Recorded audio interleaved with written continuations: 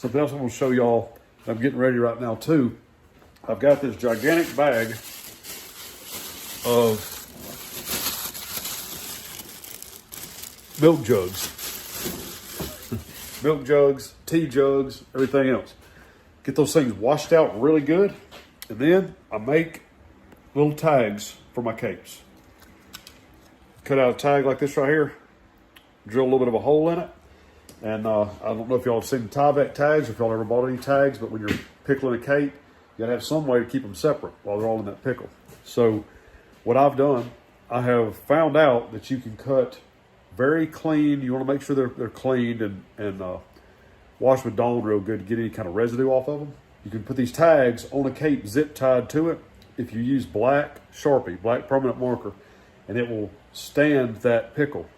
Now when you go to tan the hide, the tan will try to dissolve that marker. So you have to be careful to make sure that once you've put your tan on those hides, let them sit overnight, make sure that you've got them labeled. What I do when I use cards instead of just taping my hides around the bag. I use these tags right here. And what that allows me to do is when I tie these to the garbage bag, I get ready to thaw them and flesh them. I can pull this off.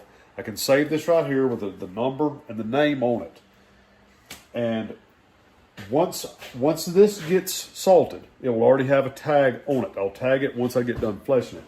Now, when it goes over there to drain with the salt on it, all of these tags I'm going to put over there on that table to let me know what batch went into that pickle.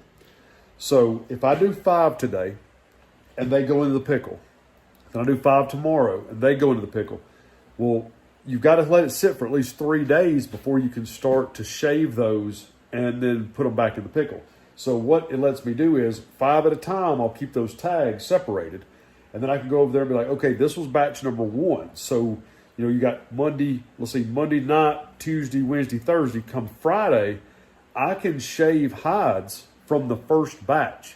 And I can go ahead and look at those tags, see what was in the first batch, match up those numbers, and then pull those 5 capes out of that tub. And I can go ahead and start shaving those down Friday. So it lets me keep up with everything. And then when you get back around the back end and you get ready to tan, you can use those same tags. And as they're tanning, I just set those tags on those capes.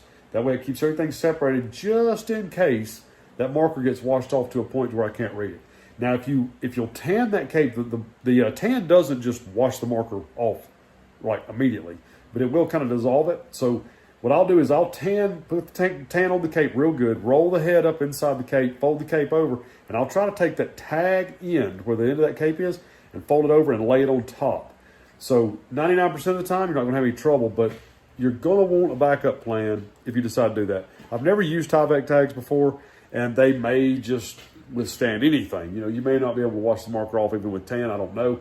But this right here is free if you drink milk or tea or orange juice or anything in a plastic jug, preferably with smooth sides. I don't use any of the textured sides. I just get the flat sides of the jugs so that the marker sticks to it really good. But what I'll do, I also write the number on both sides of these tags. So if it's number 1, put a number 1, flip it over, put a number 1.